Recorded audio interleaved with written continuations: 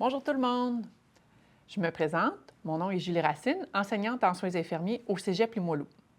Aujourd'hui, j'ai décidé de faire une capsule sur l'administration sécuritaire des médicaments, plus particulièrement les 7 bons. Pourquoi? Parce que les étudiants en soins infirmiers et les infirmières donnent beaucoup de médicaments dans une journée. C'est très important d'être rigoureux dans l'administration et dans la préparation pour éviter des erreurs graves chez nos patients. Alors, si on commence avec le premier bon, qui est la bonne personne. Pour la bonne personne, je vérifie sur ma FADM le nom, prénom, date de naissance, numéro de dossier et c'est important de préparer la médication d'un seul patient à la fois. Je valide avec mon anneau qui contient tous les médicaments du patient. C'est important de dire que maintenant, dans la plupart des hôpitaux à Québec, les médicaments sont préparés de cette façon-là. Un anneau avec les sachets des médicaments et avec une étiquette qui contient toute l'information du patient.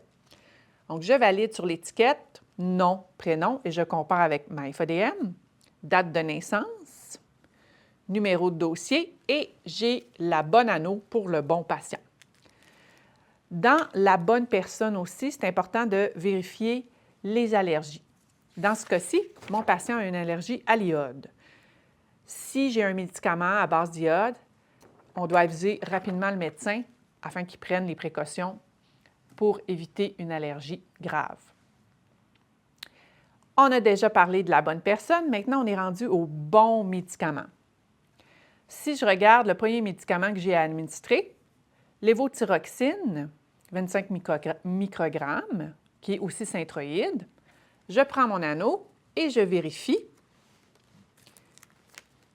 et je trouve le sachet qui contient le synthroïde, qui est le lévothyroxine, et je compare et oui, c'est le bon médicament. C'est important aussi de vérifier que le sachet, c'est le sachet de la journée que vous avez.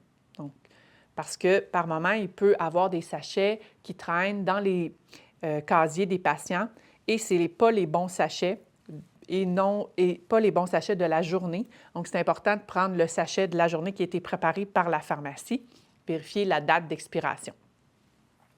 Et ça, c'est pour le bon médicament. J'ai vérifié la bonne personne, j'ai vérifié le bon médicament. Maintenant, je suis rendue à la bonne dose. Si je reprends l'exemple du lévothyroxine synthroïde, sur la FADM, c'est écrit un comprimé Péros 25 microgrammes et je dois prendre mon sachet au nom du patient et je dois vérifier ici et je vois synthroïde 25 microgrammes. Alors, j'ai la bonne dose.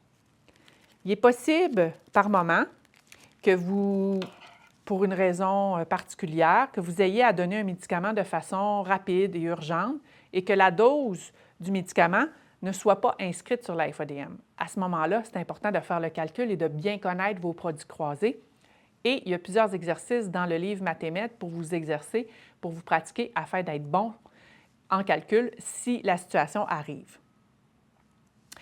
Il y a certains médicaments aussi qui nécessitent une vérification par une autre infirmière. On appelle ça la double vérification indépendante.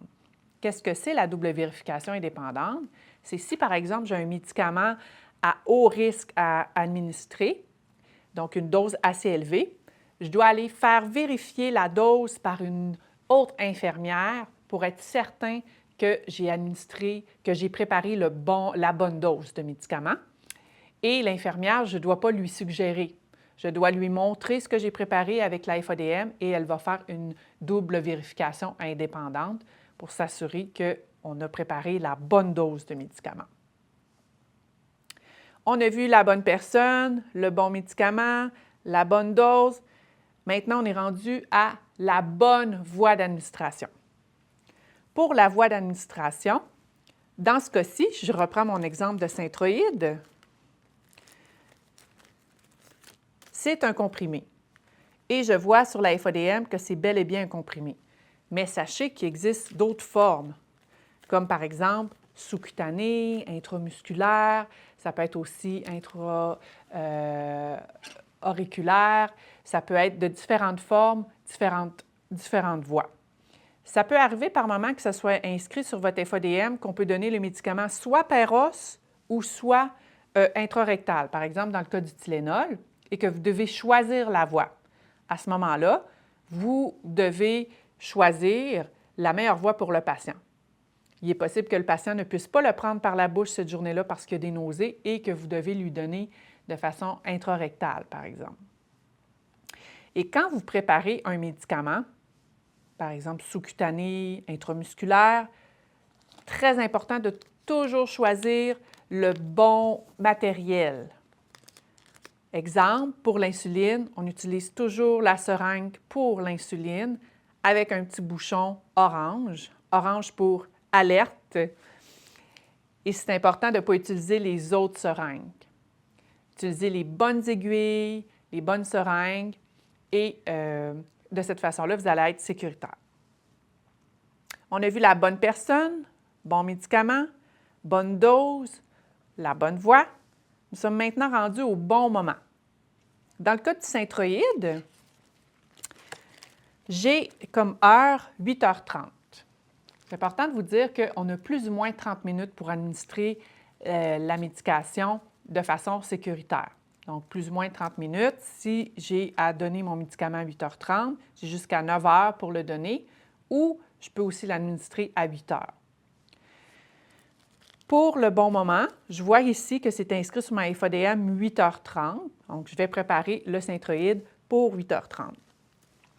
Il est possible que vous ayez des médicaments qui n'ont pas d'heure d'administration.